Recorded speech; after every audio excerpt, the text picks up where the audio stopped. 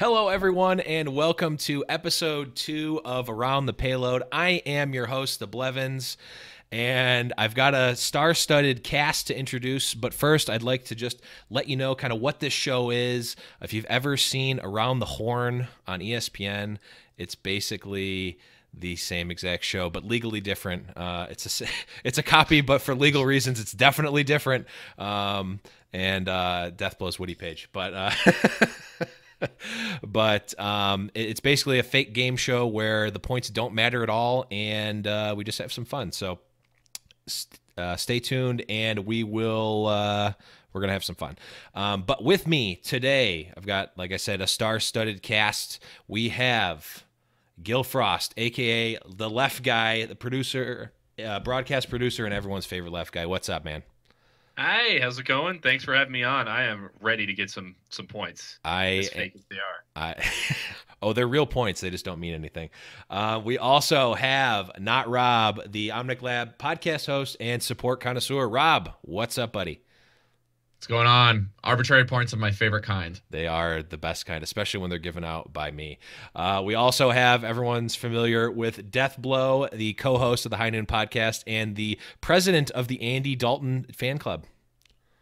That's true. Let me take this first opportunity to just say that the Outlaws are going to beat the New York Excelsior in the first week of the Overwatch League. And we're starting off the game real easy with -3 there. And, of course, we have our only returning host, the most seasoned veteran of Around the Payload, Thorn, who is also the co-host of a super secret top secret tier 2 podcast, and finally in the Platinum Promised Land. What's up, buddy? What's going on, everybody?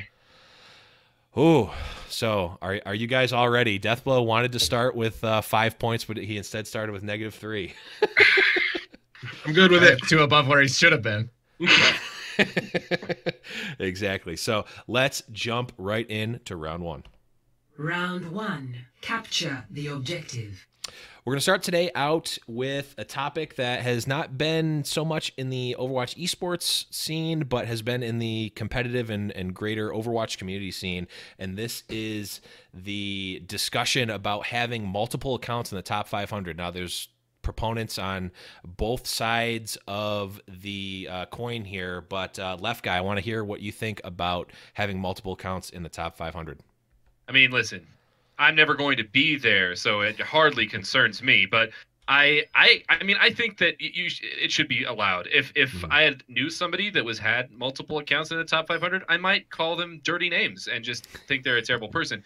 But I don't think you can really manage that. I don't know of any way that you can regulate that well, anyway. Gotcha. Rob, what are your thoughts on the top 500 accounts? Similar to what Gil said, with the fact that this doesn't largely affect anyone in the community that is in the 0.1% of the population of players.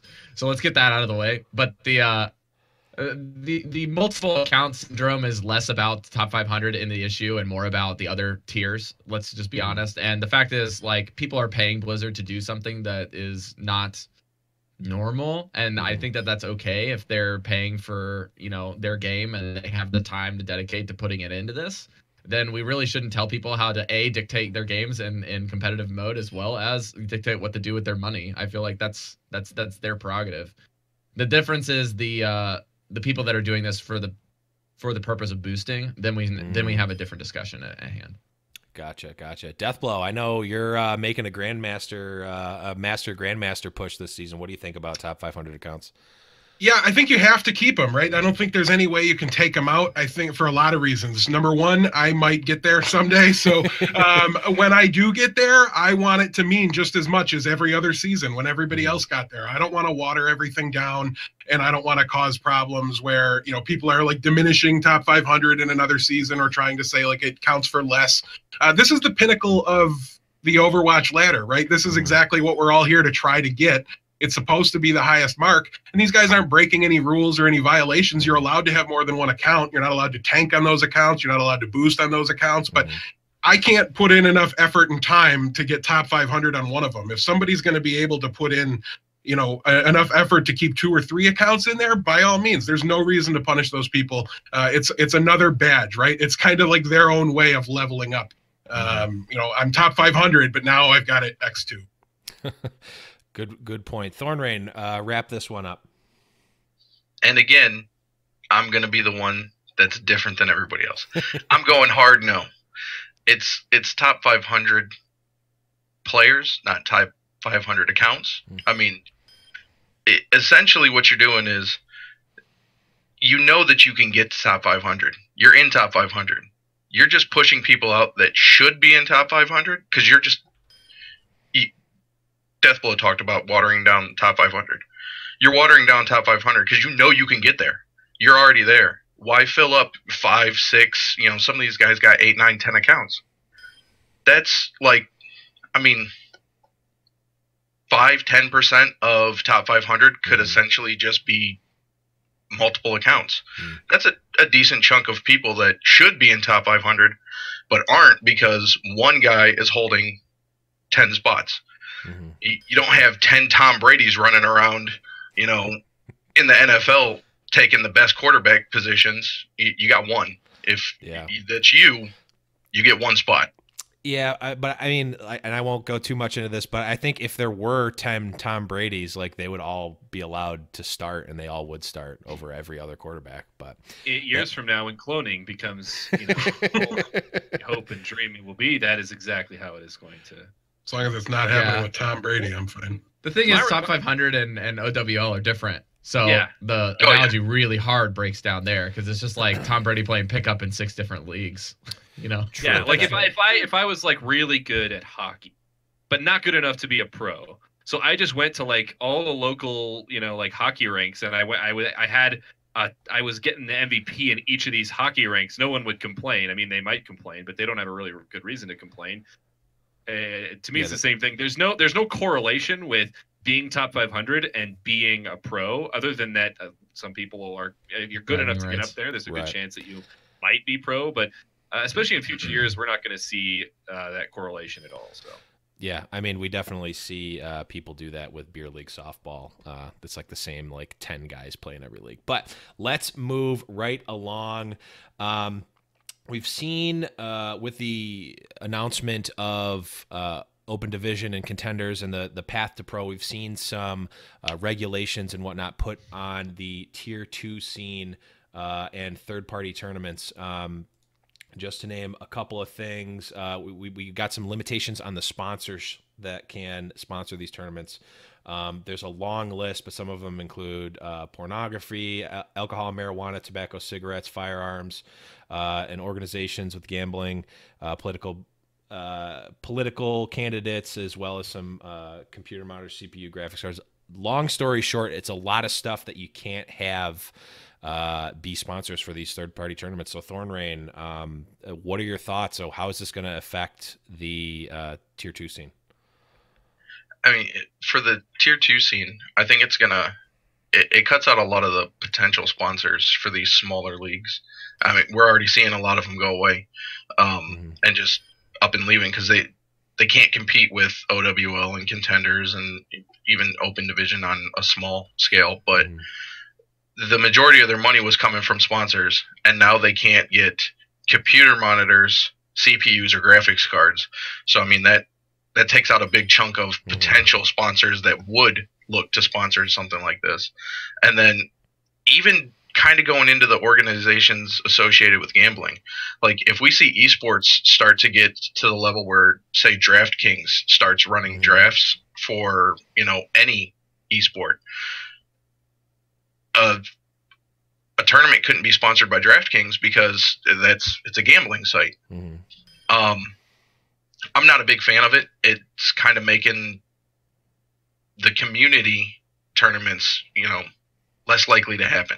And I think right now we need more community tournaments to just fill the gaps in between Overwatch League, Contenders, and Open Division right now. Yeah, for sure. Deathblow, what are your thoughts on the restrictions? First, in response to Thorn, I don't think DraftKings is a gambling site. I do think it's considered a game of skill. I'm allowed to play it in New York, and I don't believe I'm allowed to use gambling sites. I'm no lawyer, but I'm not 100% sure that example would actually qualify. But in general, I think the thing that's going to hurt these third-party tournaments is the fact that there's a clearly defined path to pro with an open division where anybody can enter it. As somebody that's playing on teams that are of a level where you're starting to want to get into these tournaments, we don't care about any other ones. Not many of them exist, but we want to get into open division. That's where we want to be. That's where our focus is when I was playing on teams, and I don't expect there to be a big issue. A lot of these things on the list, pornography, alcohol and marijuana, tobacco or cigarettes, firearms, these are all things kids have no business being around. And if we're talking about a video game tournament, then we're talking about kids watching. The rest of them are things when they sell a sponsorship for the Overwatch League and they say you're the official monitor of the Overwatch League, people want to be the official monitor of Overwatch, not the Overwatch League, right? So they don't want sponsors stepping on each other's toes. It's not going to kill the third party or the community tournament scene or anything like that, because it's probably not going to exist. And there's going to be so much Overwatch to watch with Overwatch League anyways, that people aren't going to be out there struggling to find something to watch. Like, it's not like right now where all we want to do is watch a tournament. Like, if you just put good players against each other, we'll watch it. It's not going to be like that for. Right. Rob, what are your thoughts on it? Well, I think it goes. I hate to be a broken record to like reiterate a lot of what's going on, but there's going to be a little bit of that. It's just so much that when you run these tournaments, you have to make sure that you keep your other sponsors happy for your bigger leagues, because they need to be like, hey, I am the exclusive X, Y, or Z for this, and if that is not going to let me also sponsor this under that same brand, they have to both keep this sponsor happy for being the top tier support level for the big name OWL, and then they also need to try to help segment them off from also sponsoring the lower leagues under the same license. So they have to separate the licensing so that you can actually get not just different sponsors, but you're getting in more income for the developmental league. And I mean, I kind of lost my train of thought there, but the other idea in this is that you don't want to. You also want to cover your bases. You want to make sure that the league is legitimized, even if it doesn't really make sense with some of the nitty-gritty rules. We want to make sure that there is opportunities for sponsors. And the one thing that a lot of people aren't actually talking about with this is the very first thing. It says it's not in the license is intended for distinct, separate, and standalone events. So you want to make sure that every event has its own chance of having a different sponsor, so that there is a huge swath. Like, if you look at this list of stuff that you can't have, that's really small, considering that you can have this large open thing. And on the note of, what Thorn brought up with the gambling, I think that is something that is a little bit more important for the discussion, just because gambling is redefined by different government systems, because that's one of the big barriers to entry for Japanese competitive Overwatch, is because esports at large here can be labeled as gambling, and it's illegal in Japan, and because it's not how the US defines it. So you have to really, really adjust to a lot of the political stances on how other countries define certain laws and things here. And so that's probably them covering more of their international skill than anything, to be honest. Yeah, for sure. There's definitely a lot of moving parts here, but Left Guy, there's a lot to talk about on this one. What are your thoughts? Wrap this one up. There really is. There is indeed, and a lot of it has already been said, so nice job, everyone. But the one thing that I really want to address is the original question of, how is this going to affect the Tier 2 and Tier 3 scene? And it literally isn't even connected to the Tier 2, 3 scene. And I think this is one of the key disconnects with this document, with a lot of the problems I've heard people that have had with this document, is they are associating with the Tier 2 and 3 scene. This is a community license, which is for community events. And when you talk about sponsors, they actually in this document also restrict the amount of prize money that you can even have to $10,000 per event. And there's a whole bunch of rules. And each sponsor can only give you up to $1,000. But no matter which way you slice it, this is designed so that participants or these types of events rather, are so participants can enjoy, not so that people can try to make it into the Overwatch League, which is also why the Tier 2 and 3 scenes have been very clearly defined by Blizzard, and I don't think we're going to be wanting too much more as far as content goes once things actually get rolling. With 3 separate leagues potentially being able to be broadcasted on some level, we're going to have plenty over the next year, 5 years, however long this Overwatch League does indeed last. Yeah, I imagine any additional tournaments are going to have plenty of singing McCrees at the halftime show, or at least I hope that they will. Better. Oh, and another thing, I actually have run an event under the community license. This is a slightly different than it, but we didn't have any problems with that. I mean, it didn't affect us at all, and it might affect other tournament organizers to have some of these restrictions. It is a little bit more restrictive. Get paid. Yeah. Yeah. But we ran our first event under the community license, and it was fine. It was great working with Blizzard on that. So yeah, from what we got from when we talked with Nate Nanzer, it seemed like it's not really meant to stop people from doing stuff. It's more meant to have a relationship with Blizzard when you're running something with their product. So makes a lot of sense. I think we'll see that one flesh out as well. But moving right along, not necessarily. I mean, this is a different way potentially to see the tier 2 quote unquote scene. We've seen, obviously we have contenders and open division, but we've also seen college tournaments, collegiate esports, esports clubs, TESPA, EGF. We've seen a lot of these tournaments run.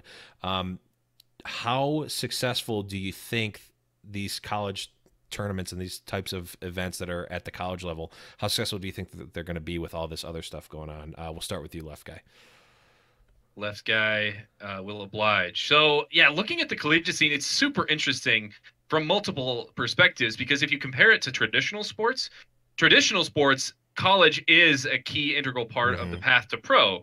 And so not only are you getting viewers and hype based on school loyalty, you're also just getting people that want to see the next upcoming stars. And you're not seeing that in Overwatch, or really in almost any esport, just because of the stage of development that esports is in currently. There's not enough infrastructure that are building players up to the point where they kind of have to go through the college experience before they're really ready for the pros, because the college age people are the pros. And so we may see this change in the future, but right now I still think that with Blizzard elevating the production value and the consistency around collegiate, that we are going to see an increase compared to other esports and other titles.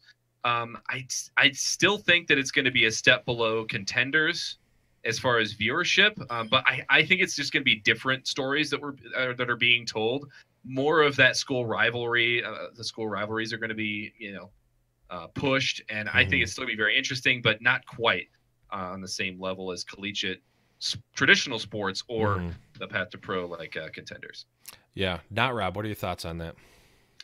I mean, you will see a little bit of overlap with this, maybe not directly with Tier 1 Overwatch League, but maybe with Tier 2, Tier 3, you're going to see a lot of overlap with players that are participating in that are also in college, and that is totally fine as far as the path to pro is concerned. But I don't really think path to pro is the primary concern with why this exists. I mean, you got to look at Heroes of the Storm as being one of the most huge successes that Blizzard has put together for Heroes of the Storm, and that is just blown up. And you got these huge schools getting lots of publicity for arguably schools that would never even have thought to do something in the sports scene, and the programs that are put together are the real winners here. The fact that schools are legitimizing esports as something that is a participating thing that you can gain curricular for, potentially get credits in, or just garner some respect for having this on your licensing, just like offerings when people are looking at your school offerings, like people are going to benefit this in the university scene, and the viewership is going to benefit almost equally the schools involved as the Overwatch players and the Overwatch stream. And just having a steady influx of just pretty much always having something on is just going to be a win-win here, in so much that Blizzard isn't always having to foot the bill. You know what I mean? So I really like the symbol here kind of really taking charge and taking over in the Overwatch League,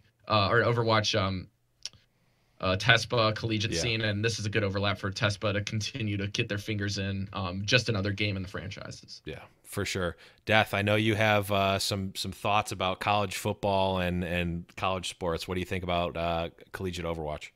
Sure, I hate college sports for the most part. I don't watch them. Listen, if I wanted to watch bad defense, I'd watch Thorn's Browns play. Zing! Had to be done. Playoffs, baby. But Perfect record. Yeah, I don't want to watch bad players play. And I think that's the biggest problem that the top tier esports will always have. And that's why we're able to see it thrive with things like Heroes of the Storm, like Rob mentioned. And that's because there's less money to be made in Heroes of the Storm. So there's less of a player base tempted to put off or delay college to pursue an esports career. So as long as you have the best players opting to leave their universities and sign with Overwatch League teams, who wouldn't, right? As long as that's happening, the quality of the production that's going to be out there, the quality of the gameplay is going to be too low to attract major fans. And it's kind of a shame because it's like almost an untapped market, right? There's nobody on the planet doesn't know how to root for their college or ever, you know what I mean? Like people have that. So many, I'm very alone in my stance of not liking college sports. And I get it because I was just never a school spirit guy. High school, college, I never cared much about it. But it's okay. You can be a terrible person. It's fine. It's fine. I've always been a terrible person. It's always okay to be wrong. I'm comfortable with it. But is the quality of the play is going to be too low to attract a large viewer base, and it's a shame. But I think it's just a sign that Overwatch as an esport is doing well. It's able to pay its players enough to lure them away. So I don't think it's a bad thing. It's just unfortunate, and I don't see it being very successful in this market. Gotcha. Thornrain, wrap this one up. I mean, we're seeing colleges giving out scholarships now to come and play, Overwatch, League of Legends. It's going across the board. Overwatch just secured the first ever collegiate bowl. I mean, the Fiesta Bowl paired with Blizzard to start the Overwatch Fiesta Bowl. I mean, that's massive, and it's going to drive viewership for the collegiate scene. And anyone that's in the collegiate scene that's watching that is going to say, hey, maybe I'll like Overwatch League. I mean, I watch Ohio State. I live in Cleveland. It's a statewide thing. It's not necessarily a school pride thing. Like, you got one, there's always like one big school in the state. I won't even mention the school up north that Ohio State hates. I won't say their name. Won't do it. But that drives viewership. Left Guy was saying, you start getting these rivalries and people are going to watch simply for the rivalries. I think that the collegiate scene will see on par with contenders. I don't think it'll surpass it, but it'll be on par with contenders. And we'll see people flowing over from the collegiate scene to watch contenders and Overwatch League. Some pretty bold claims there. It'll be interesting to see. Can I get a quick response on that? Yeah, go for it. I have a thing too. The Fiesta Bowl was 3 days ago. Thorn, did you watch it? I did not watch the Fiesta Bowl because Ohio State was not in it. But like Overwatch was, right? So no, the Overwatch Fiesta Bowl is in February. Overwatch Fiesta Bowl is in February, dog. Okay, well now I understand what's going on there. So that makes more sense. Is coming. Well, all right, I'll ask if you watched it once it airs. Once it's done. Ding. Well, I just really quick wanted to say my favorite part, and this is totally selfish, about partnerships like the Fiesta Bowl. I mean, because you made a lot of really good actual points, Thorn, about it. But my favorite part is when I go to like family functions or when I'm talking to someone who has no idea about esports and I tell them that I work in pro video games. I can you just need those brand names that they recognize. Yeah. Like I was on the Disney Channel, so like at Christmas, I was like, Disney Channel. It's legit, everyone. It's a real thing. Disney XD. Now I can say the Fiesta Bowl is doing Overwatch, and maybe they'll understand. Maybe they'll think that it's somewhat legit. Right. It does legitimize the scene. It's an identifying factor, and like to rebut a little bit too, because oh my goodness. Everything that Deathblow wanted to say there, I'm just like cringing. But like, just the fact that it's like lower tier play is fine. Like the big thing for me with this was the reward structure, right? The rewards are full ride scholarships. Esports isn't going to carry these young kids for the rest of their life. There's not everyone can be as well spoken as Left Guy, okay? And even if they've finished playing the game, they may know the game in and out. They may be able to be a decent coach, but not every player is good at teaching. Not everyone can be the 84 questions Jake, like you can't just everyone be that. So these is putting in structure people that can go play Overwatch for a little while in their careers and maybe continue in it, and then also have some sort of like fallback with their degree. That's a really good point. I mean, we'll potentially have this on, Around the Payload episode, 150, where we're talking about the players from season 1 that burnt out, and we, who knows, but that is definitely a topic for a different for a later show. But real quick, we've seen a lot of talk about different, quote unquote contenders teams or open division teams or teams that have formed. Thorn, I wanted you to talk real quick about, what either teams or groups of players, or I don't even know what you call them because they're not actual teams yet, right? But what forms of contenders / open division players have looked really good for you? Paying so much attention to the open division. I would have to say that right now, because right now none of these teams that are saying that they're contenders teams, I mean, Nate even said if they're saying they got a team, they're lying. Right now, like these teams that are out there on Twitter saying that they got in, no, it's not happening. So for me, it wouldn't be so much which teams are the best, but more so my prediction on 3 teams that we'll see in the first trials alongside of Kongarna and now I'm blanking on the other team that got the bye into trials. But we will see. Renegades? Yeah, Renegades. Thank you, left guy. We will see the Savages, Toronto's Esports, and I want to say we'll see sleeper picks make it into trials against them. Gotcha. Deathblow, I know we don't usually cover these contenders or open division teams, but what are your thoughts on some of the formations of players that look good for this season?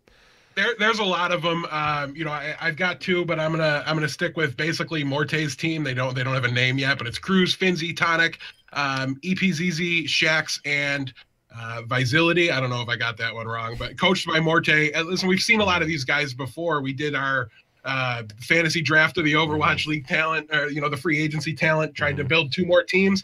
These guys, a bunch of these guys were included, and I really like what they've been able to put together. Those names kind of step out. I mean, there's 3 or 4 of them. I'm not saying I think they're like clear favorites to win, or you know what I mean, like run the table or anything. But just one of the rosters that really stood out to me.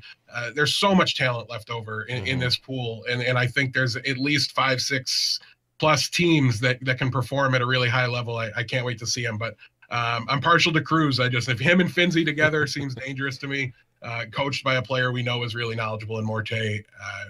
I like having that coach as well. That really gives them a boost, in my opinion. So, for sure. Rob, what are your thoughts?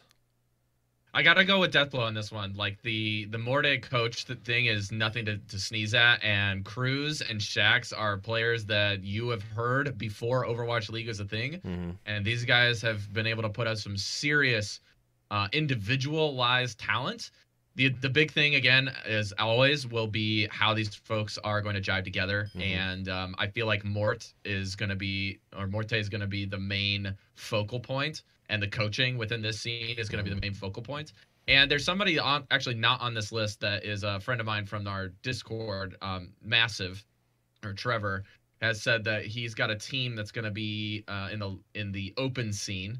And their team's called the Savages, and they're a team you're going to want to look out for because they've been tearing it up in their scene. I don't know how they're going to deal with once they start getting into like the contenders side, but as far as open league is concerned, I just got to give them a shout out because they have been doing some serious work in the open league. You'll want to check them out. For sure. And Left Guy, I know you have a lot of experience in this scene. What are your thoughts on it? Yeah, no, I'm really excited for contenders this season, and honestly, I mean, the team that we've been talking a lot about is got to be up there in almost everyone's book as far as expectations go. But I actually, from a little higher level, I'm really excited to see what Europe has to offer. I think there are going to be a lot of talented teams coming out of Europe, whether they're playing in Europe or they're playing in NA. We'll have to see. In fact, that team has some Europeans on it. Eagle Gaming is actually a team that could be one of the best. I've heard from other people that I've talked to that in scrims they're doing really well, that they're performing on a very high level, and you can see a lot of the players leave Hip Pipu. It's what a lot of people thought should have been Team France this year at World Cup, some of those players. And so I think I'm going to be watching out for them. Another little thing here, there have been rumors that Arrow from FNRG, he was FNRG FE's manager, is working on some stuff. So I don't know. I mean, there's nothing official, nothing out there yet. But if FNRG FE's performance is any indicator, I definitely think that if he fields a squad, then they're going to be somebody to look out for as well. We could see corn dogs. The second coming of the corn dogs. Oh, please return. My shirt, it's still worth something. Yep, my 2 shirts and a hoodie that I have. Before we move on, though, I won't go through the rosters or anything, but Squid 1, 2, 3, 2, 4, and Midnight Marauders are both really strong rosters that I think could have easily been picked by me or any one of us. Shout outs to them. So I think those are going to make up some of the big teams here going forward. For sure, definitely. I mean, we could have a whole show. Some of us may Somebody even have might. a show about this scene moving forward. Super secret. But I don't know what you're talking about. I have no idea what you're talking about. But the last question in the first round of play is going to revolve around actually not the game of Overwatch at all. It's about Overwatch League players and how they act. You know, this has been a big thing with XQC and with other players, maybe even players that aren't in the Overwatch League, that I'm contractually obligated for through High Noon Podcast not to mention on a show anymore. It's DeFran, by the way. We've seen a lot of. You should deduct points from Blevins. Done. Luckily, I control the points and I don't have a point total. But we've seen a lot of questionable stuff go on with these players, and we've seen some infractions and bannings and whatnot, but we've seen this kind of continue still. So the question is, should players be able to speak freely and address fans in any way they want with no repercussion? Left Guy, what are your thoughts on that one? Yeah, this is an interesting one, and I think that it's adjacent to another question that I think maybe could get confused with this one, and that is, should Blizzard regulate that? Like, should they act like that? Well, I mean, I'm not going to tell you how to act. Once again, I'm probably going to think you're a horrible person if you act like a horrible person, but I'm not here to judge. So whether or not Blizzard should do that, I think they absolutely should. They are trying to put together something transcendent, something that pushes esports forward, and any step backward, as far as what that brand presence really means, is a huge blow to esports. And I mean, right now, the future of esports, a lot of people believe, and probably for good reason, that the future of esports rides on how well Overwatch League does. And these players need to be representative of their job, of their employer, which is the Overwatch League. And I mean, I would expect the same thing from any job that I ever have, is that they would at least dictate a line. They would draw a line for how I can act as a representative of that league. Definitely. I know anytime I get a new job, I just want to goof off and say stuff in Twitch chat publicly. But not Rob. What are your thoughts on this? I think that maybe a little bit differently than most people, I feel like there needs to be a fairly decent, like Gillfrost was saying, a little bit more of a baseline, a line to be drawn in the sand, if you will, for the Overwatch League. But I really would like to see more of the responsibility lie within the Overwatch League teams and some of the structures that they have to put in place. Because if players are doing stupid stuff, it speaks, again, it speaks a little to the league, but it speaks more, I think, on the teams and more on the players. And so, like, if the teams are going to be the ones that are going to be looking bad, they should also need to be part of the problem or part of the solution, depending on how you want to look at it, as far as how they address this issue. And when you got people like XQC, I mean, you've got Dallas Fuel, who's like, look, we know what this guy is all about. We know what he can do in the game. And we're the guys that are going to, you know, foot the bill or deal with it on our own terms. And so it's already being shown that, like, Dallas is a little bit more on letting XQC kind of deal with it himself and have to deal with the repercussions himself, and putting himself under anything that happens with Blizzard. They're gonna abide by the Blizzard code of conduct, and then the rest of it's gonna be that way. I mean, you got stuff like this in NBA and NHL. You got people just being scummy human beings, and teams letting them do that. Yeah, and the that's NBA, totally they literally fine. have a dress code. Yeah. Yeah. Yeah. So it's whatever the league decides is going to be precedent is fine. But I will tell you that the mostly, if not leadership oriented structures that are going to be orienting their teams based off of a Korean-esque like structure are going to be held at a higher standard. And that is just culturally based. So you'll need to be on the lookout for those type of teams.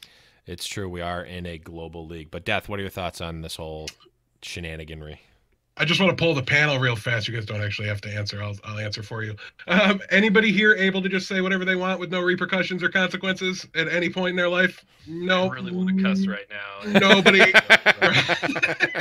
Screw you, Deathblow. Oh, sure. Right? Yeah, right. I mean, there's limits. There's limits for everybody, and they're different for everybody depending on what your job is and things like that. But nobody has free reign. There's always a limit to what you can say. The conversation should be more about what's too far, not, can they just have free reign? For the most part, other than the potential throwing incident with XQC, I don't think he's done anything to make the league look bad. I think he makes himself look obnoxious. I think he makes Dallas Fuel look like they're willing to tolerate people that are super obnoxious. But on the overall, I don't think he's damaged the league's reputation, really. Again, we don't have investigative powers to look into the throwing incident. I saw what I saw. I'm pretty sure I saw throwing, but the league will handle it however they want to handle it. But nobody can just say whatever they want with no repercussions. Our president's Twitter account is one of the most hotly scrutinized things on the planet. Like, not even he can say whatever he wants. So the fact that they should have carte blanche is kind of silly to me. It's just a matter of what's, how far is too far, and we won't know that until somebody steps over the line for the first time. I would just like to point out at this time that the mention of the United States president was not actually a sponsorship, so we can still be sponsored through the community guidelines. This is not a political ad. Barely avoided, yeah. had to get that one out there. But Thorn, last word on this topic. Yeah, I definitely think the players should be able to have an opinion, but they have to be ready for the consequences of that opinion and how they express it. A lot of this stuff, I mean, we've already had a topic on the last episode about the throwing incident and XQC's banning and all of that. But what brought this topic on was XQC's most recent thing. And I mean, I really don't think that he was saying anything too horrible. Like, he wasn't being super toxic when he said it. He was stating an opinion. He wasn't I don't know, it wasn't as bad as what the community came after him for. I mean, he always talks about, being witch hunted on Reddit. And I mean, the more I'm paying attention to it, the more it looks like anything he does pretty much gets a bad light when it comes to, Reddit and Twitter and the viewers of the league. So I don't think that was an issue, but they do have to know that if they start, kind of stepping over that line and taking things toxic and calling out people by name and putting things out there that they shouldn't be putting out there, that they're going to have to pay the consequences, like, fines, suspensions, whatever it might be. Those all come with other professional leagues, and we're going to see them getting dropped on these young kids because they're still all pretty young. They need some life coaches in these teams, definitely. Yeah, for sure. And also, if any Overwatch League team is looking for a life coach, I am sure to be at your services for a nominal fee that can be paid in G Fuel. But that is going to take us to the end of round one. Real quick, we've got the scores here. We've got tied for fourth place. We've got Left Guy and Rob at 39 points. We've got Deathblow with 40 and Thornrain just eking it out with 41 points after the first round. So definitely a hotly contested game here that definitely means a lot. And the points are definitely going to afford everyone lots of great success in their life. But let's Have I mentioned that the Houston Outlaws are going to beat the New York Excelsior in week one? Well, they're Deathblow. A quick update: Deathblow down to 37 points. But before he digs himself an even deeper hole, let's move on to round two. Round 2. Capture the objective. Okay, so we have gotten report that the Philadelphia Fusion have landed in the U.S. this week. as opposed to the rest of the teams who have been in the U.S. for quite some time since the preseason, since they all played in the preseason. So the question here for Thorn Rain is, with them just getting into the U.S. now, how badly is this going to affect their week 1 performance? I mean, they're going to have a full week of boot camping, and I'm pretty sure that all of them are ready to start going pretty hard at getting their synergy together. Mm-hmm. I don't think that it's going to be enough time for them to fully gel. I mean, they've obviously been playing online and everything, but now they're going to be living in close proximity, seeing each other every single day for, according to what we've heard on a couple of professional streams, 8 hours in a room with your team, doing nothing but playing. So they're going to need to they're going to have to fast track their cohesion. It's gonna take a hit. Like, they're not going to be fully on par with the other teams who've had 2.5 months, some of them even more potentially. But I am still going to say that they're going to steal the win against the Outlaws in a nail biter in the first week. Thorn Rain trying to buy points, and Yeah, it he's is really working. trying. And it is working. That's a good joke. Yeah, it's fine. Adorable. Deathblow, I know you've got some words for that. You're a Fusion fan, right? Thorn, you're also a Browns fan. I think we know exactly how this team's going to do. We don't need to dig any deeper than that. But what I will say here is, I mean, it has to affect it, right? I don't think there's anybody that's going to say it's not. And I'm going to use Left Guy here, and I'm just going to make him responsible for everything any Overwatch broadcasting talent's ever said. We've been trained in the preseason to think that Shanghai, part of their issue and their underperformance was because they just landed right before the event, right? They didn't have practice. So we've been fed this narrative that the time spent together and scrimming and practicing matters.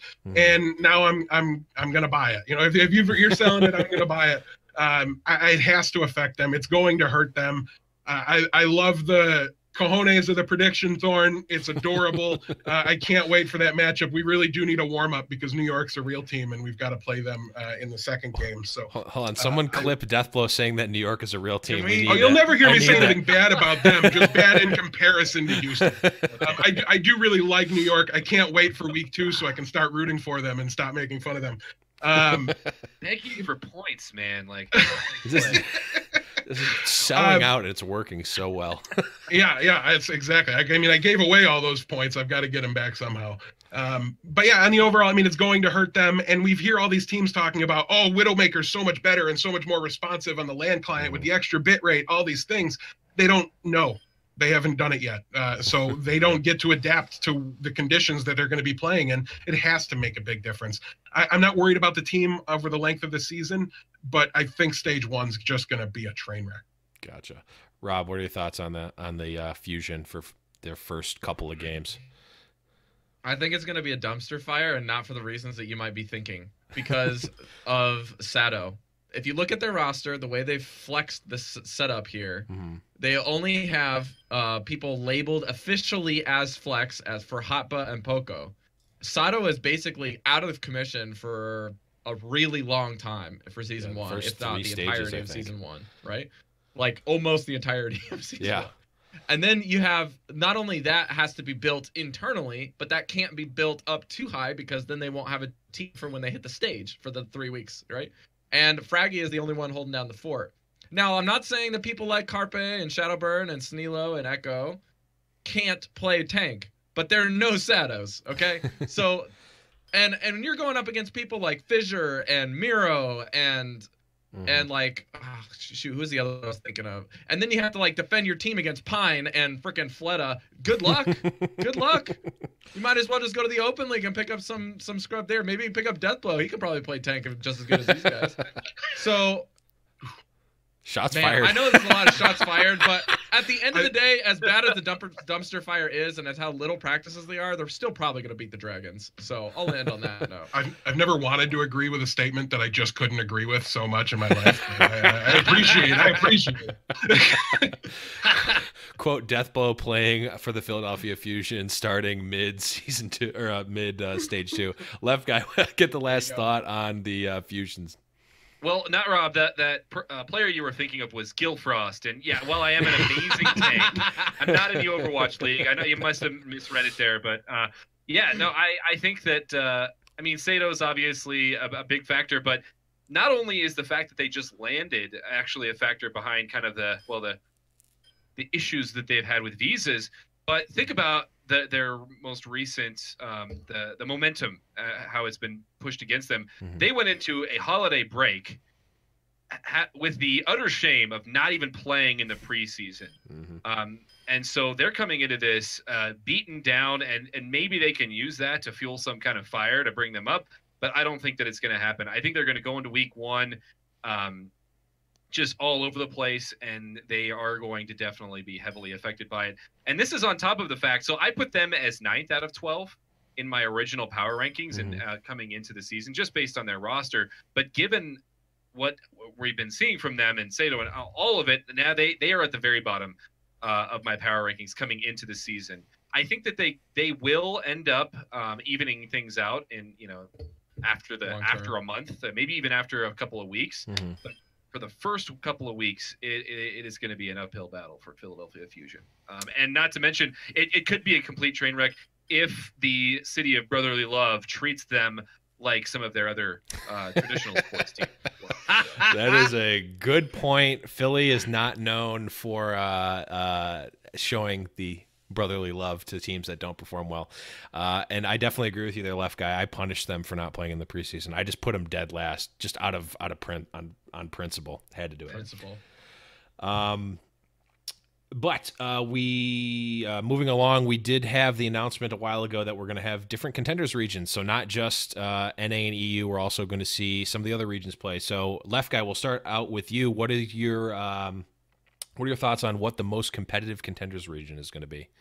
Boy, competitive is an interesting one. I think that, Korea, it's hard to ignore Korea. I think they're still going to have a lot of talent, and they still have a lot of infrastructure in the contenders tier 2 scene. Mm-hmm. But I got to go with Europe as far as competitive goes, because they were partially ignored, I think, because of the fact that there's so many North American teams, and the North American teams that were really a lot of them that were opting for foreign players were going to Korea to get some of those players. So we're going to see a lot of talent in Europe. But I'm most excited actually to see the two new regions, because it's going to be I don't know how competitive it's going to be, but it sure is going to be exciting to see what Brazil and South America can do, along with, of course, Australia. Mm-hmm. Rob, I know Europe would be my answer. Gotcha. Rob, I know with you being in Japan, you probably have some strong thoughts on this one. Dude, I gotta say the most exciting is gonna be APAC, because they, at large, outside of the China and the Korean scene, are left untapped. I mean, you got people like Mickey coming from Thailand, right? Like that Thai scene is hot right now. Like, they are not players that you want to ignore. Otherwise, if you ignore them too long, you're just going to have, defense matrix in your face all day in the diva meta, right? So there are good players that are in every region in this scene that are going to be exciting and fun to watch. I think the competitive scenes are going to arise when you actually have people that can play well together and are not just guaranteed on their individual talent and showcasing it within this. And honestly, that's why I picked APAC, because people in the East are so communal based, and in Latin America, Gillfrost also brought up them because they're, again, communal in base. Like, if you look at anyone from Brazil, anyone from Mexico, they're all about the group. They're all about culturally rising all tides with the same, like, all the boats with one tide. Like, everyone is gonna gain success, and anyone besides like in APAC besides Korea and China, you got Australia even is in the APAC.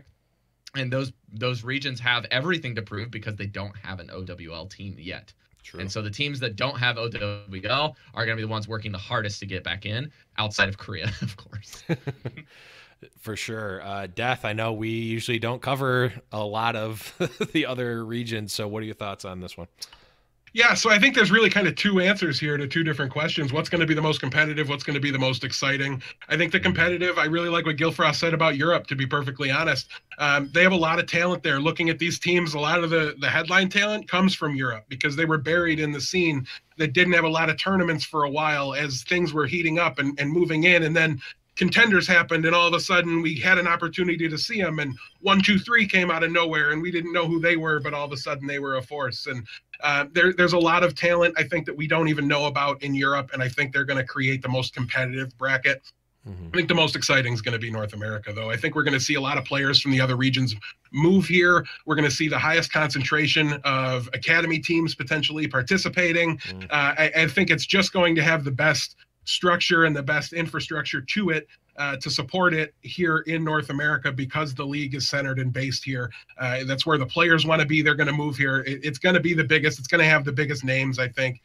So that's going to make it the most exciting. But I do think we've got to watch all of them. Can't wait to see what comes out of Australia. I can't wait to see the single teams, the individual player talents that we don't know coming from all these regions.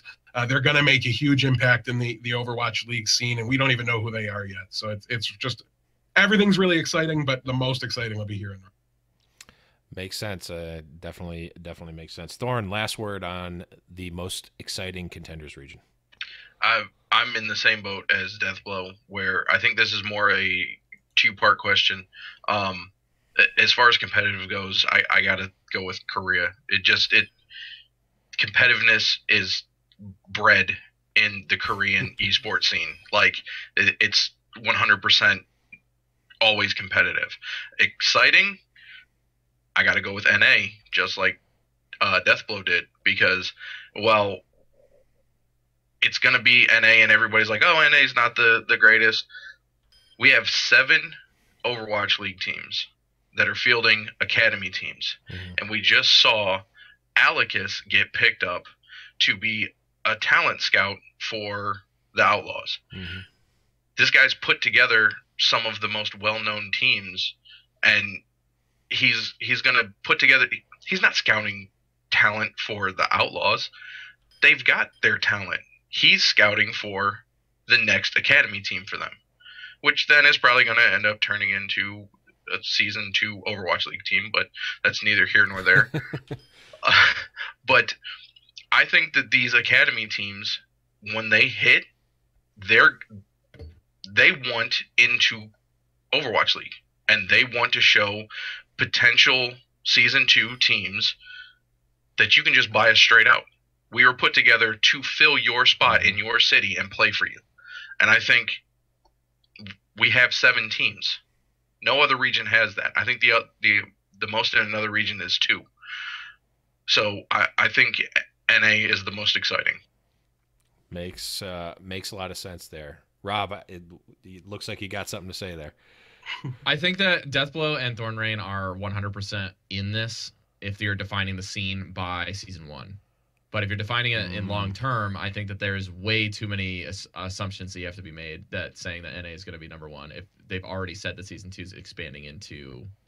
Yeah, to be clear, I was speaking specifically about the upcoming. I just wanted to make that more as a disclaimer rather than something to garner points, because that's for everyone. Well, you got points anyway. I fully want points for this, but you know what assumptions do? They make an ass out of you and assumptions. Damn. I'll give you 2 points for that. Just one. All right, we'll take one away. But before we dig ourselves too deep into awful puns that are trying to buy points, and it's working, let's move on to the last question for round 2, and this one's going to be made, I think, mostly with the gut, obviously, because we haven't seen much Overwatch League at all, just the preseason. But Thorn, we'll start with you. Who is your early favorite to be the MVP of Overwatch League? Oh man. Now see, I got to preface this. It's gonna really depend on how the MVP is done. If it's done fan vote, it's gonna be Seagull or XQC. It's gonna happen. I'm just gonna say pretend it's not that, because it's that's not fan vote. This is not a fun discussion otherwise. That's why I did. That's why I did it the 2-part. If it's fan vote, everybody sitting here knows the way it's going to go. If it's not and it's off of stats, I'm kind of tossed on two people, and it's probably not in the roles that anybody really expects. I can't say his name. Ryu Jaehong and or Coco. I don't see a DPS getting the MVP. We're going to get a tank or a support getting the MVP, because when it comes down to it, they literally do the most work.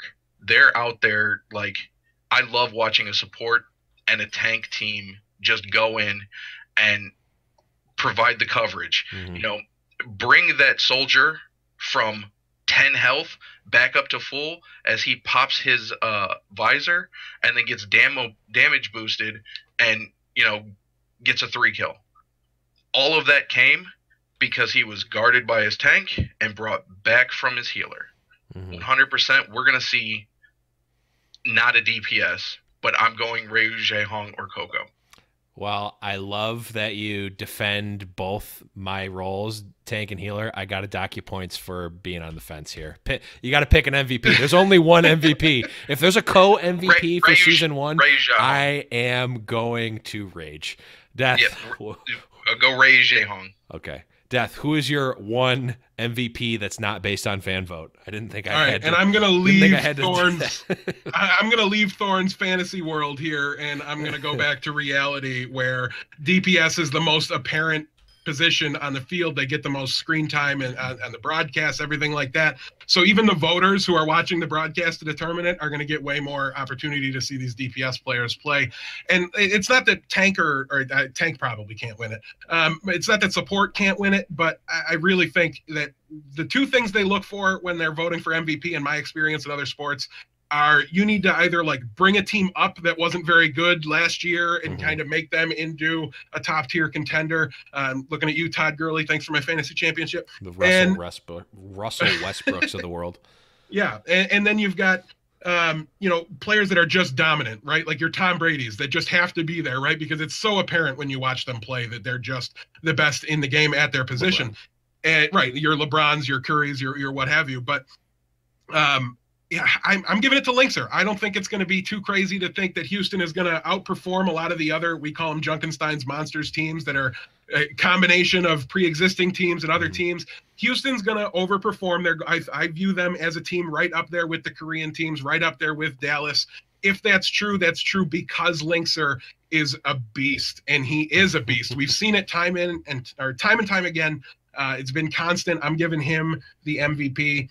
I made it a bold prediction in the last show, but I was looking for bold predictions. I don't think it's that bold. I think it's, in my mind, the likely scenario.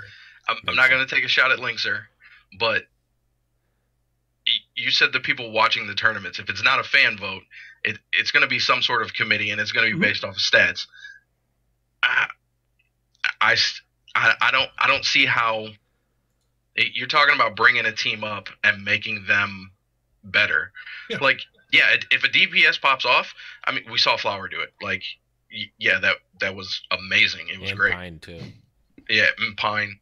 But if the stats, you get DPS, you get damage output and kills from your DPS. Like, you're literally saving the team with the other two sides. I don't know. I get what you're saying, but you want to base it solely off stats. What stats? Show me these stats. What are they going to use to base this off of? You have to use the eye test. Well, they're going to use the eye test. They're going to have stats. Yeah, stats will be up. They'll have it, but they're not like no one is. There's not like a robot that's just looking at stats is not going to pick the MVP. I think it's going to be it's going to be the gut. It's informed opinions. Yeah, I think it's going to be a combination, probably. It's going to be a combination. That desk? Yeah. Captain Planet? I mean, you don't think that he won't be part of the committee for... He'll be a part of it. He'll weigh stats heavily, but right, like it's going to be a committee. Yeah. No one's looking at ledgers to pick the MVPs. But Rob, what are your thoughts? What's your okay? I'm narrowing this question down after every not based off of fan vote. Your one MVP based off of your gut reaction or your gut feeling before any season 1 matches have been played. Can we -5 for your rule breaking on this topic here? Because it's just like literally changing the question for somebody that is in a completely different time zone and has to prep for these, and you like put stuff in the show notes that I haven't even prepped. Okay, for just go. Got him. -2 for whining. This is completely unrelated and worth points, by the way. Point grubbing, minus points. Okay, I'm officially not listening. The negative thing for I'm officially not listening to anyone's suggestions about giving or taking away points unless that person is me. What if they're in chat? Okay. Chat, quick. Okay. Chat. Rob, your MVP pick, regardless of distinctions. Gillfrost is my MVP. I'll give you a point. So for that. I actually have been working really hard on coming up with this list because I wasn't able to view the entirety of the Overwatch preseason purely on principle, because it's like not available in my region and like at time zones that I could actually regionally watch in a decent sense. And I understand, it's been time, but that's besides the point. So I've been looking through this, and I actually took more of the approach as a support main, similar to what Thorn said, is because like I always like to dictate my teams based off of the tanks.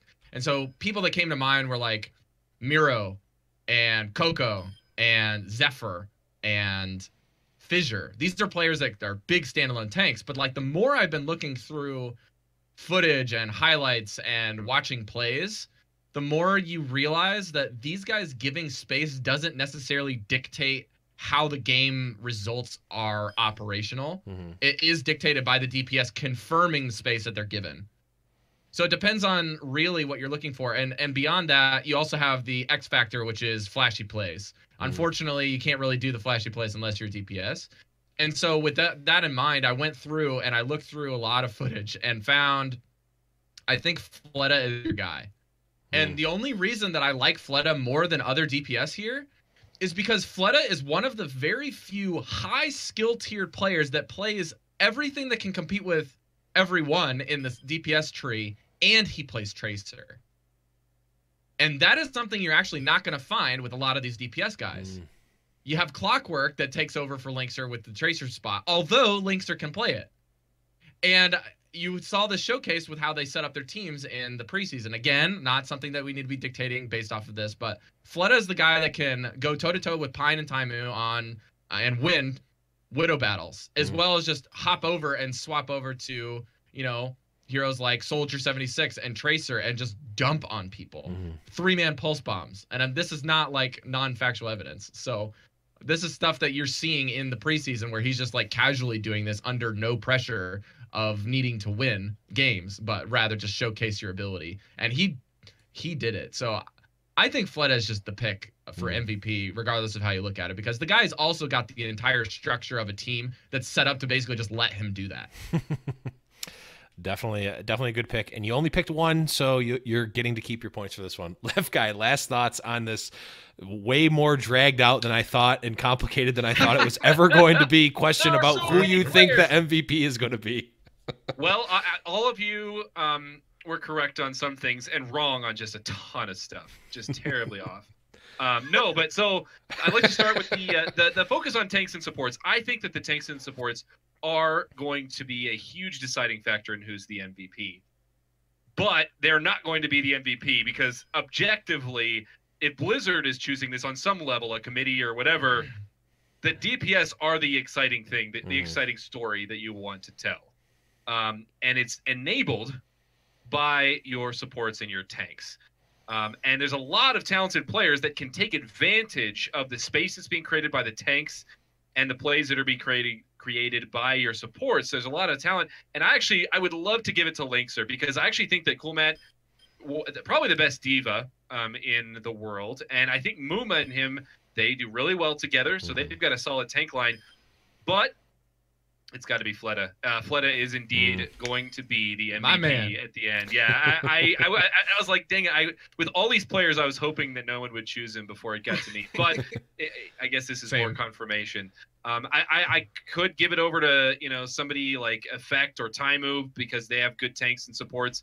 But when you look at this Seoul Dynasty squad, Ryu Jihong, probably the best support, one of the best top 3 players in the world. I'll even just say it.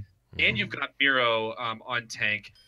that is a recipe for allowing someone with the skill cap that Fleta has, that a lot of other players have a similar skill cap, but he is going to be able to realize that fully in the end. Get that in. For sure. I had to subtract 1 point from everyone for not picking a NYXL player, but besides that, very good answers as we end round 2. So just a quick recap. I tried. I have to say, I tried. A quick recap. We've got Thorn at the back of the pack with 62, then followed by Deathblow at 67, and then tied for first right now, we've got Left Guy and Rob. So this last round is going to be a big one, and it is the buy or sell round. So let's move right along. The payload is approaching its destination. So this one's real quick. We're just going to buy or sell this, and a quick answer here. So we'll start. We had Kephrii, there's just been so much controversy and talk with Kephrii, but he put out a statement on his Twitch channel that said that he, in essence, would do very, very well in Overwatch League. So Left Guy, do you buy or sell? Is Kephrii going to do very, very well in Overwatch League if you were in it? I do not buy it. Kephrii, listen, your little publicity stunt got you some great exposure on Reddit and even on this podcast, but you got to prove it if you're going to make statements like that. And until you do, I'm selling. Can't buy it. Makes sense. Rob, buy or sell Kephrii Overwatch League? You can't buy talent. Just kidding. You can't buy talent, and they already did, and that's what Overwatch League is. So that's why we're saying words. So you can stay sitting on your little armchair playing Widowmaker and talking smack until you get in the Overwatch League. Then we'll see some results. Deathblow, buy or sell? Can't sell it fast enough. It's a hot commodity. I'll give it away for free. Kephrii, if you act like a joke, I'm going to assume you're a joke, and I'm going to treat you like a joke until you prove otherwise. You've never been on a team. You've never shown anything other than a propensity to kill people with Widowmaker on your stream, as far as I'm concerned. If you want to succeed in Overwatch League, do it. Don't talk about it. Go do it. Shut up, turn your Twitter off, and go find a team. I don't care. Leave my podcast. Thorn, he doesn't like we don't accept scrimbucks here, and he also doesn't even have scrimbucks to spend, so I don't even know. Thorn, last word on Kephrii in Overwatch League. I'm gonna buy it. Only because we saw Flower pop off on Widow. So we know that Widow can be a very dominant force in Overwatch League. Now, it would not be in a starting role. Like, this is solely a situational pick. Mm-hmm. Like, they got 12 spots. Let them use a 12th spot. If they want, if a team needs a Widow, outside of Flower, I mean, who else are you gonna really get? But do you want me to list the names off now? Or? That was bold, Thorn. I can't even imagine how many points you lose for putting Kephrii's name in the same sentence as Flower with our esteemed unbiased host here. I can't even imagine. You know, I'm trying to. I want to see it. I want to see it. I watched some of his videos, and I've seen him do some crazy shit. Oh, I'm sorry, crazy stuff. I'm just so mad right now. I'm just gonna move on. Okay, I'm gonna turn the bias off and say I really like that you found a way to buy an unbuyable thing and you made an argument for it, and I'm gonna stop there. Moving on. Unbiased host. We've started.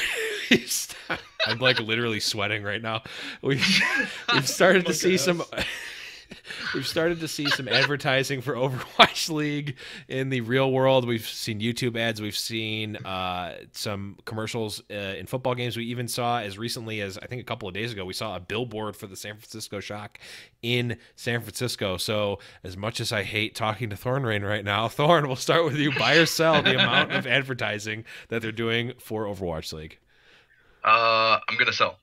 Only because I think it could be more right now. I really do. Like, Twitter ads are fine, Facebook ads are fine, but like, I get ads during my Pandora, and I haven't heard an Overwatch League. That'd be a perfect spot for it.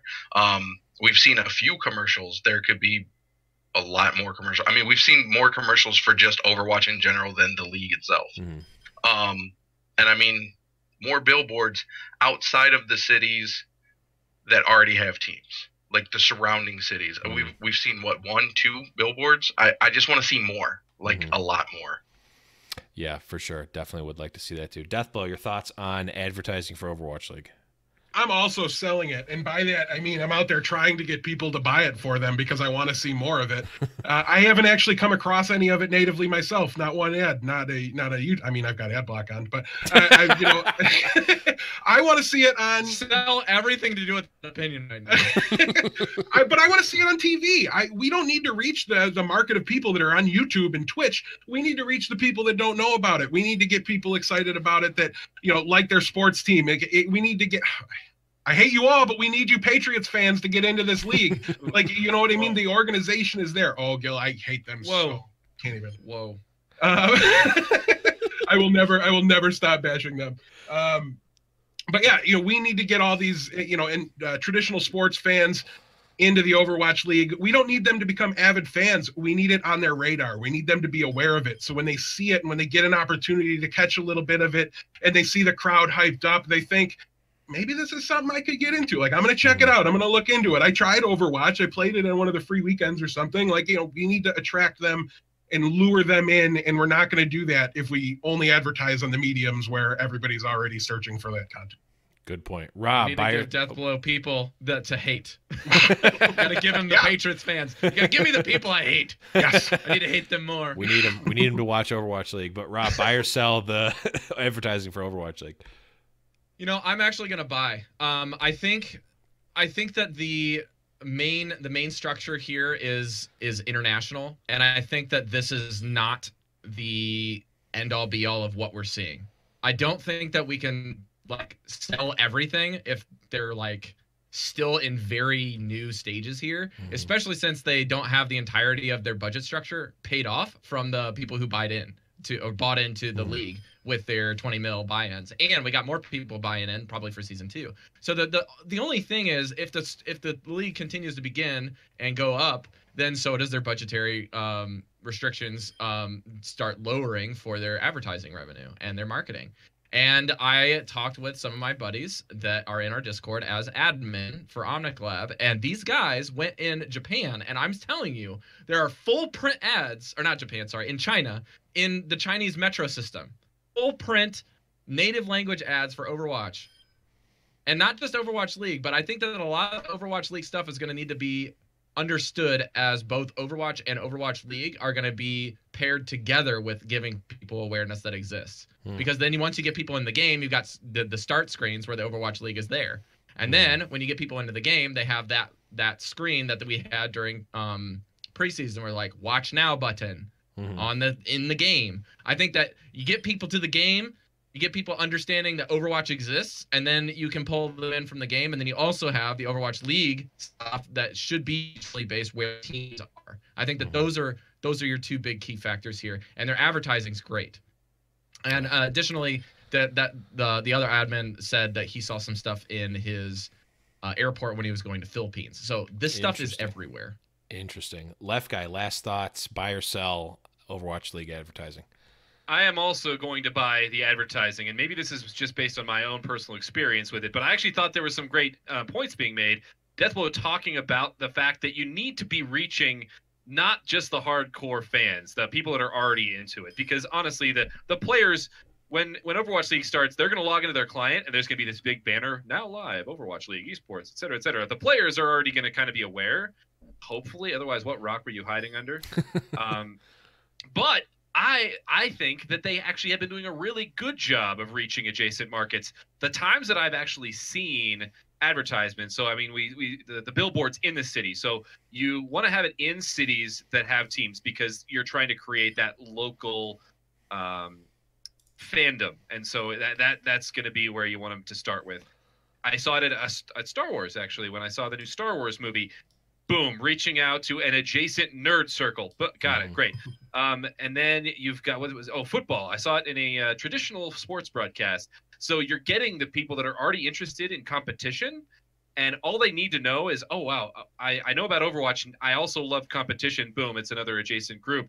And I think that what they are doing matches up with the overall vision that they have, which is to start expanding outside of just their pure player base and outside of their hardcore player base into some of these adjacent markets, which is what is going to be the next big step in esports. For sure.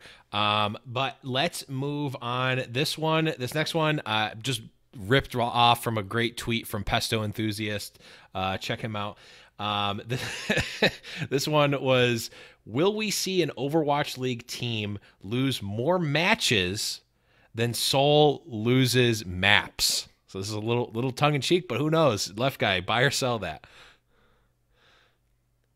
Well, that is actually a really close one, and I was like trying to do some quick maths to figure out what that would look like, and I don't think I think it could be. I'm going to go ahead and say buy here, and the reason being is basically if somebody goes completely winless, which is maybe if somebody goes completely winless, and then all Soul would have to do is lose one.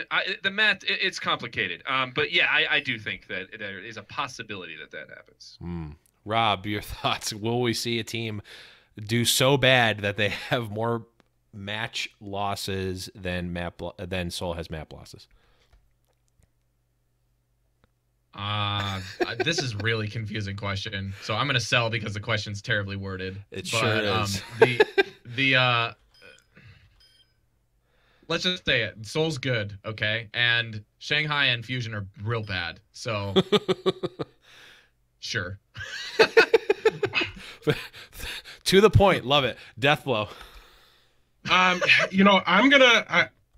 don't think it's going to happen personally. I'm not going to lie to you. It's unlikely. Is it possible? Sure. That's not what we're talking about. Is it going to happen? There's not one bad team here, right? Like, these bad teams get to play each other 4 times.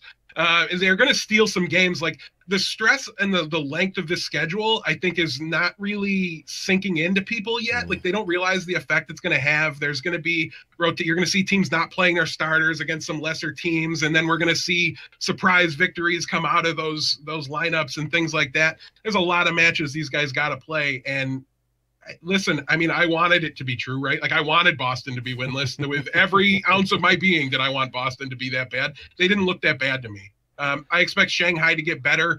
They had minimal practice, but at bare minimum, those teams get to play against each other 4 times, maybe 5 times. I can't remember who each play the extra time out of division, but I don't think it's likely. So I'm gonna say no. Gotcha. I like your answer, but you didn't actually say buy or sell, so you lose 2 points there. Rip. Also, I don't know if you know this or not, but the Houston Outlaws are going to beat the New York Excelsior. There's another 2 points lost. Gotcha. You gotta appreciate. He wants it. He is not going to stop that train. He's just, I'm reporting you to Blizzard because you're throwing right now. Thorn, last thoughts, buy or sell on this awfully worded question that I can't even remember. I'm gonna sell because seriously, unless somebody just bombs the whole season, Soul's not gonna be perfect. Like, they're not, and I really don't think we're gonna see a Cleveland Browns in the Overwatch League in the first season and have 0 wins. So, yeah, I'm gonna go sell. It'll be close, but no, it's not gonna happen. Gotcha. Okay, and for the last question, it's really close, so make this one count. Buy or sell. I want to put an end to this one. Okay, this is basically the last time to talk about it. But buy or sell teams' performances in the preseason being an indication of their future. Thorn Rain. I am going to sell. I mean. Go. I'm sorry. Stay on the left. Thorn, your voice sounds so different. What happened? What happened to my voice there? Yeah, I'm gonna sell. Even my Cleveland Browns won every single preseason game, and then lost every single regular season game.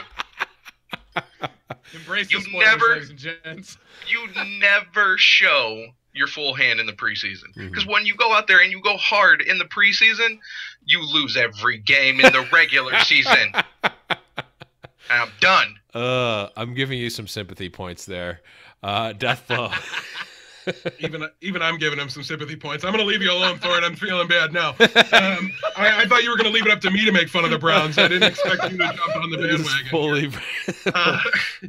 Personally, I'm going to buy it. Listen, it's the only thing we have to go on, right? So how boring would every single one of the pieces of content we've all put out since the preseason happened be if it meant literally nothing? So maybe it's just me wanting it to mean something. But listen, it just means it means something, right? It tells you something about the teams. Of course it does. We just watch them sit down and play against each other. Does it mean that, just because this team lost to this team that they're better? Or does it mean that just because the Boston Uprising were the first team to be able to take a map off of the New York Excelsior, does that mean that, they're on the same level? I don't know, but I like to think so. So I'm going to buy it. Yeah, you had a good point combo going there, and then you just threw it right in the garbage. That's okay. The viewers will see through your shenaniganry. There's nothing to see through. I stated it at the beginning and when I introed how the show works. You get a point every time you say New York Excelsior in a positive light, and you lose 100 points every time you put Kephrii and flour in the same sentence. I'm still sweating. Rob, buy or sell? Oh man, I'm gonna sell. As much as it's fun to project and talk about stuff, I don't think that a lot of this is going to be indicative of what you're going to be seeing in the league, beyond the fact that you're going to be able to observe chemistry and you're going to observe teams and players. But I think it's really going to shine when you give coaches some time with their players, and you give people time in the scrims, you give people time on and off their streams with their players. You give people time to start making stuff like the Excelsior and the Outlaws and the... You gained and then lost a point, man. Why didn't you choose another team? I've seen both of them unbelievable, not just like players, but I'm talking just pure content of like marketing. I mean, I don't know if you've been watching the Excelsior stuff or the stuff that they're putting out for the Outlaws, because they know how big ticket their players are. They're putting out stuff like this in supporting the structure outside of the preseason to make sure they're building hype and players are dedicated to their team structures. And I mean, you can see in the preseason people are not wanting to lose, and that's basically where the buck stops with the amount of effort that they're putting in to this, because they're not trying to win the league in 2 games. It doesn't exist. They're trying to showcase talent. They're trying to make sure that everything's running. This is more for the production team and less for the teams. I mean, Gillfrost could even speak to that. He probably will. So I don't, not to steal his points, but I'm just saying, like, there's so many good reasons to watch the league now because you don't know the answer to this question. So true. Just go watch the league. It'll be great. Yeah, definitely watch the league. Left guy, last thoughts of the show and last chance to get points. Yeah, I'm gonna say I'm gonna buy. I'm buying this one, and I think that I learned a few things. So I think you're correct in you can't like look at the matchups and how the teams performed against each other and use that to dictate your power rankings for teams. Really, very much. But what it did show, I think it did uncover some player-specific questions that I had coming into this. For instance, Surefour, haven't seen him a ton recently, and I thought he actually did fairly well. That might not be indicative of how the team is going to perform, but I think we did see some very small things from the preseason from some of these teams and players that you can take away a little bit, at the very least. The other thing that you can take away and really look towards the future with a sense of wonder and hope is that big, huge LED walls make for an exciting show. And I think that's RGB everything. That I'm really looking forward to in the future. So, bye. All right, that is going to be it. So I'm just going to do some final tallying here. Let's just make this an appropriate score. So the final scores: we've got Thorn at the bottom with -15 because I remembered that he put Kephrii and flour in the same sentence, and I'm still sweating over that. Honestly, if I had more time, I would have taken away more points. In third place, we had Deathblow with a much more respectable 83. Even though he lost 9 points of collateral over the course Easily, of the game. easily. Deathblow definitely was in this if he wasn't literally just throwing points in the garbage. And we had first and second be super close, but we ended up with Left Guy at 95, and we have our winner for episode number 2, and that is Notrob. Congratulations. Let me play some victory music You've for you. captured the objective. Well done. Well done indeed. The stage is yours, sir. Shamelessly plug and whatnot. Shameless plug. Well, I gotta actually plug my co-host. He's got an Overwatch League recap show that is from the Omnic Lab, spawned from our ideas, and Andres loves the Overwatch League, so he decided to do that with your friend Blazing Bob that was on the show before. And also Aid Marrow, a guy that housed us when we were there. So props to them for doing the Overwatch League recap. There's so many Overwatch League content creators now. But if you guys want to talk a little bit less of Overwatch League and you want to talk more about strategy and learning the game and enjoying the game a little bit differently from that type of a format, I think Omnic Lab's the show for you. It does something very different than a lot of other shows out there are producing, and we've been doing it a long time. So we're really enjoying that. And please, my last plug goes to Blevins and Deathblow. You guys have been good friends of ours for the long time. And I don't know where either of our shows would be if we weren't in this together. So I really appreciate you guys a lot. And thanks for having me on. Hey, thank you for coming on, and I just want to thank everyone for coming on the show. I had a great time. I am literally like still sweating with rage over that comment, though. But that is going to be it, guys. I know we went a little bit over, but that's mostly my fault for not planning appropriately. We'll get it down at some point, but thank you everyone for watching, and thank you all the hosts, Left Guy, Rob, Deathblow. And I begrudgingly thank Thorn for coming on. But that's going to be it, guys. Everybody say goodbye, and we'll see you guys around the payload. Do you see what I did there? Do you get the joke? Minus points.